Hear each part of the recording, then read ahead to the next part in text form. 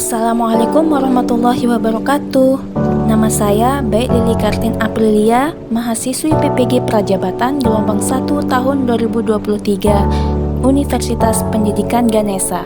Di sini saya akan menjelaskan mengenai koneksi antar materi topik 2 Filosofi Pendidikan Indonesia, yaitu pendidikan dan nilai sosial budaya. Ada 3 yang menjadi pertanyaan pemantik pada pembahasan kali ini, yaitu yang pertama, apa yang Anda percaya tentang peserta didik dan pembelajaran di kelas sebelum Anda mempelajari topik ini? Yang kedua, apa yang berubah dari pemikiran atau perilaku Anda setelah mempelajari topik ini? Dan yang ketiga, apa yang dapat segera Anda terapkan lebih baik agar kelas Anda merefleksikan pemikiran Ki Hajar Dewantara? Kita beranjak dari kesimpulan pemikiran Ki Hajar Dewantara bahwa pendidikan dan kebudayaan terdapat hubungan yang saling berkaitan. Tidak ada kebudayaan tanpa pendidikan. Jika pendidikan hanya mengutamakan intelektual, maka akan menyebabkan anak didik kurang humanis dan manusiawi. Menurut Ki Hajar Dewantara, bahwa pendidikan adalah menuntun. Artinya, pendidikan itu adalah menuntun segala kekuatan kodrat yang ada pada anak-anak agar mereka dapat mencapai keselamatan dan kebahagiaan yang setinggi-tingginya, baik sebagai manusia maupun anggota masyarakat. Selanjutnya, menurut Ki Hajar Dewantara, pendidikan adalah berpihak pada anak atau murid. Artinya, pokok pendidikan harus terletak di dalam pangkuan ibu bapak karena hanya 2 orang inilah yang dapat berhamba pada sang anak dengan semurni-murninya dan seikhlas-ikhlasnya, sebab cinta kasihnya kepada anak-anaknya bisa dibilang cinta kasih tak terbatas. Menurut Ki Hajar Dewantara, bahwa pendidikan anak berhubungan dengan kodrat alam dan juga kodrat zaman. Kodrat alam, kita sebagai pendidik harus memberikan teladan yang baik dengan harapan peserta didik dapat meneladaninya demi membentuk karakter peserta didik. Misalnya, bersikap sopan dan ramah terhadap sesama di lingkungan sekolah maupun masyarakat. Sedangkan kodrat zaman yaitu berkaitan dengan isi dan irama. Pada pendidikan global, menekankan pada kemampuan anak untuk memiliki keterampilan abad 21, seperti keterampilan berpikir kritis, keterampilan berkreativitas, keterampilan berkomunikasi, dan keterampilan berkolaborasi. Bagian penting dalam pemikiran Ki Hajar Dewantara yaitu pendidikan dengan sistem Among. Sistem Among ini adalah metode pembelajaran yang menekankan pada proses pembelajaran. Pendidikan dengan sistem Among selaras dengan kurikulum Merdeka yang pada saat ini diterapkan di sekolah. Pendidikan sistem Among merupakan bentuk pembelajaran yang memerdekakan, penuh cinta, kasih sayang, dan menyenangkan, serta menanamkan nilai-nilai Pancasila pada peserta didik. Peran guru sebagai pendidik harus bisa menuntun peserta didik, berpihak pada peserta didik, dan menerapkan pendidikan budi pekerti kepada peserta didik.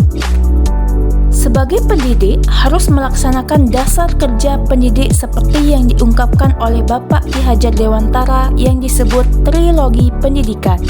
Yang pertama, Ingatso Sung Tolodo, yaitu di depan memberikan teladan. Yang kedua, Ingmadya Mangun Karso, yaitu di tengah membangun semangat. Dan yang ketiga, yaitu Tut Wuri Handayani, yang artinya di belakang memberi dorongan. Jadi, ketiga poin ini adalah peran penting sebagai seorang pendidik. Selanjutnya, refleksi pemikiran Ki Hajar Dewantara.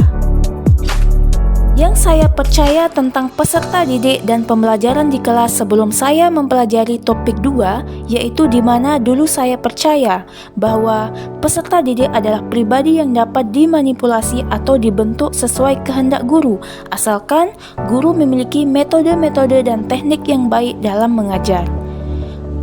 Saya juga percaya bahwa dengan adanya tindakan tegas dan menghukum siswa bisa merubah perilakunya, dan pembelajaran yang saya percaya adalah pembelajaran yang berpusat pada guru. Hal yang berubah dari pemikiran atau perilaku saya setelah mempelajari topik 2, yaitu bahwa anak didik adalah pribadi yang unik dan berbeda setiap individunya. Guru tidak bisa mendidik mereka melawan kodrat mereka sendiri, seperti halnya petani yang tidak bisa memaksakan untuk tumbuhnya benih menjadi jagung jika yang kita tanam adalah benih padi. Sebagai guru, saya hanya bisa melakukan sistem among, yaitu sebagai guru, saya bisa menuntun anak murid untuk mengembangkan dirinya sesuai kodrat dan potensinya dengan kasih sayang yang tulus, mendampingi, merawat, dan menjaganya, serta doa dan harapan untuknya. Pendidik dalam pembelajaran harus tidak ada paksaan, akan tetapi guru harus menjadi fasilitator setiap proses belajarnya.